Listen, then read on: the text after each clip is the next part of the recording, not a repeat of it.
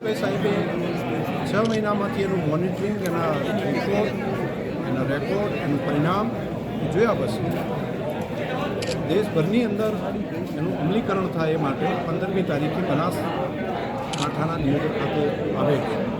આ સરકારની અંદર ખૂબ મોટી ક્રાંતિ હું માનું છું. બધી સંસ્થાઓનું કોર્ડિનેશન, ઇકોનોમિકલ અને સહકારનો ભાવ જ છે એકબીજાને સહકાર આપવાનો. સાચા અર્થની અંદર સાર્થક થશે.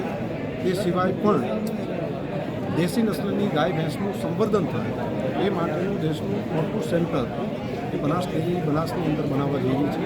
તેનું પણ ખાતમુહૂર્ત થશે અને બનાસના પશુપાલક બહેનોને 50,000 રૂપિયા સુધીની ક્રેડિટ કાર્ડ 0% વ્યાજથી આપવા માટેનું કામ એ પણ દેશના સહકારિતા મંત્રીશ્રીના આગેવાનીની અંદર થવાનું છે.